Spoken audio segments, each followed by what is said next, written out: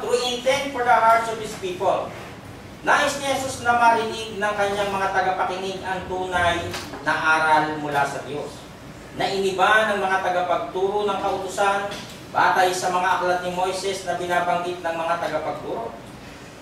His pattern is not to reject the words of the religious leaders, but to show how their interpretations are wrong.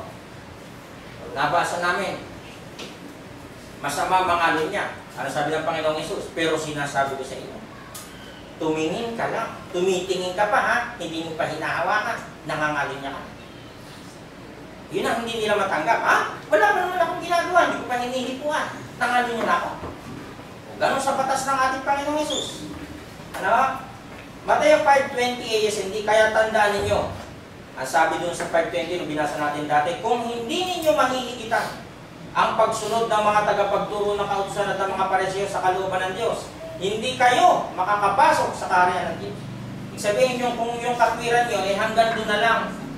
Hindi nyo napapakinggan itong tinuturo ko, parang gano'n. Kung ito yung pamantayan ng mga Pariseo at Saduseo, yung kanilang itinuro doon sa mga tao, pag yan hindi nyo inangat sa turo ng ating Panginoong Hesus na natili kayo dito, mapapahama kayo. Ayun hindi kayo makakapasok sa kaharian ng Diyos. Ang linaw. Ano po? For I tell you that unless your righteousness exceeds that of the scribes and Pharisees. Dito sa Sermon on the Mount, yung mga binabanggit na mga tagapagturo ng kautusan, mga mapagpaimbabaw, mga ipokrito, mga pakitang tao, yung mga word na binabanggit na yon, walang ibang pinatutungkulan doon kundi ang mga escriba at mga Pariseo.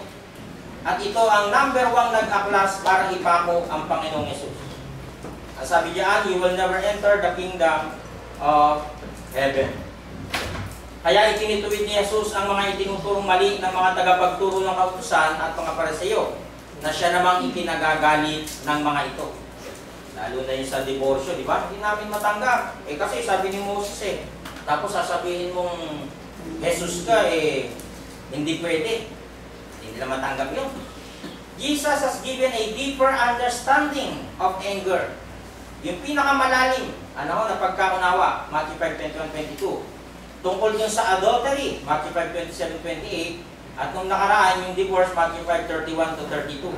Yung deeper understanding, yun ang tinuturo ng Panginoong Hesus. Kaya, kino-quote niya. Basta siya'y nag-quote, narinig ninyo sinasabi noong una. You have heard that it was said. Ibig sabihin, may kino-quote siya ron sa lumang tipan. Pinapakita naman yung mga talata. Tama, narinig namin sa kautusan ni Moses. Pero yung kasunod doon, hindi nila matanggap. Now, Jesus turns to the issue of swearing an oath. So, ito ay may kinalaman patungkol doon sa panunumpa. Jesus is speaking of the use of God's name as a token to seal a promise. Yan, ganyan kasi itong mga ugali ng mga Pariseo. Ang ugali ng mga Pariseo, batay sa kanilang tradisyon ng mga Escriba, Pariseo, Saduseo, may pangako silang naka-insert yung salita ng Diyos. Ay, bag-ambag ka ng marami. Ang Jerusalem na siyang tahanan ng Diyos ay magkakaloob sa iyo ng maraming mga biyaya. Laging may nakapaloob na gano'n. He's also speaking of the practice of adding some qualifier to our words to declare honesty, such as cross my heart or I swear to God. Ganun ang nangyayari din sa atin. Yung pinakita natin kanina, ito. Diba? Cross my heart, pag ganun pa, para lang mapatunayan na yung sinasabi niya totoo. Ano po? Sinasabi ng kautusan Exodus 27, thou shalt not take the name of the Lord thy God in vain.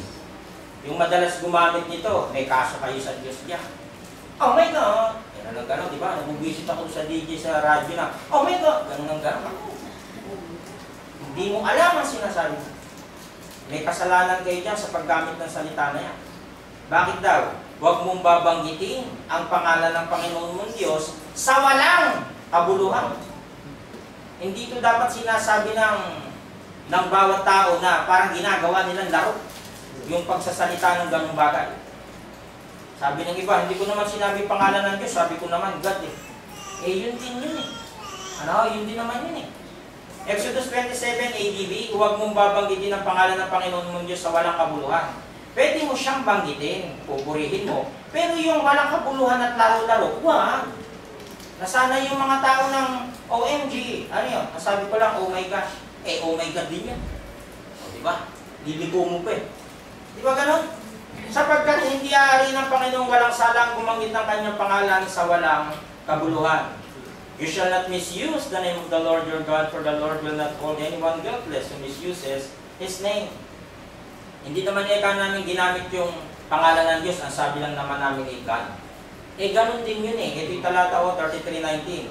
The Lord answered, I will make all my goodness pass before you, and I will proclaim my name. Ano yung pangalan dyan? Lord. Oh. Pangalan ba yun? Eh, yun ang nakalagay dun eh. Maraming pangalan ng Diyos dito na Diyos na nananakit. Ayun ang pangalan niya doon, base sa konteksto. Before you, I who show favor to whom I will. I who grant mercy to him, I will. Sa ASND, sumagot ang Panginoon, ipapakita sa iyo ang lahat ng kabutihan ko at ipapaalam ko sa iyo. Ang pangalan ko, ang Panginoon. Nung tawagin si Moses, ano pangalan niya doon? I am. Pinagpipilitan mo ba? Hindi naman pangalan niya, ba't mas marunong pa kayo sa Diyos? Eh, gusto niya yung pangalan. Yun nga dalawa sa kanya, isa. O, sa matematika ng tao, 1 plus 1 equals 2. Eh, sa Diyos, yung dalawa, isa. Ang pinapagsama ng Diyos. O, diba? Magiging isang laman. O, isa sa Diyos yun. Marunong pa ba tayo doon sa kaisipan niya? Mas mataas ang kaisipan niya sa atin. Mateo 12:36-37. Tinitiyak ko sa inyo sa araw ng paghukom. Mananagot ang bawat isa sa mga walang kwentang salitang binitiwan niya. Bakit? Sapagkat ibabatay sa mga salita mo kung parurusahan ka o hindi. Ouch! Kaya bumanggit ng pangalan ng mga ito. Nakakala nila ganun-ganun na lang yun.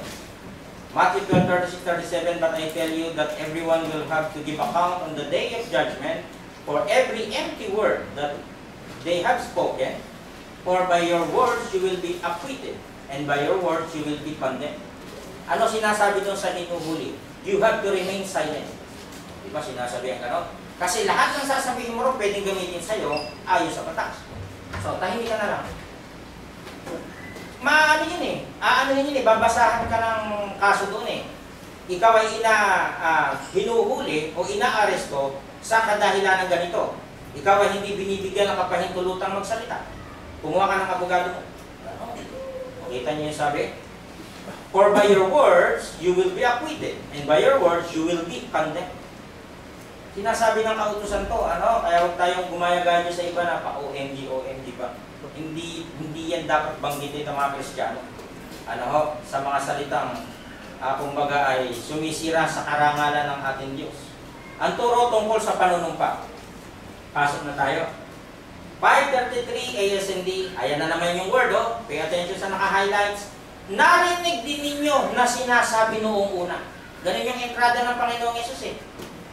Hindi ako nagsasalita na sa sarili ko lang, may verse ako, may Bible verse ako, parang gano'n. Narinig ninyo sinasabi noong una, na sa ating mga ninuno, sabi daw sa Israel. Kapag ang tao ay nangakot na numpa sa pangalan ng Panginoon, kailangan to pa rin niya ito. 5:34, ngunit sinasabi ko sa inyo, tama yung sinabi nyo. Binali na naman ng Panginoong Yesus. Ngunit sinasabi ko sa inyo, na kung mangangako kayo, huwag kayong susumpa. Paano yun? Yung binasa natin kanina, ano yung huwag isusumpa? Huwag ninyong sasabihin, saksi ko ang langit. Huwag mong i-involve yun. Ano ba? Dahil yung langit, pag sinabi mong langit, naroon ang trono ng Diyos. Kung kayo susumpa, ang sabi niya, sinasabi sa inyo, kung mangangako kayo, huwag kayo susumpa. Huwag mong gagamitin ang trono ng Diyos. Kumbaga, para sinabing gano'n. O kaya ay saksi ko ang lupa. Bakit? Dahil tungtungan ng kanyang paa. Huwag din ninyo sasabihin saksi ko ang Jerusalem. Bakit? Dahil ito ang lungsod ng dakilang hari. Yung mga nagsasabi na yun sinusumpa ko, saksi ko ang langit, saksi ko ang lupa, saksi ko ang Jerusalem. Yun yung mga Pariseo at Saduceo. Yun yung mga ipokrito na banal-banalan. Base sa context. Dahil ito ang lungsod ng dakilang hari.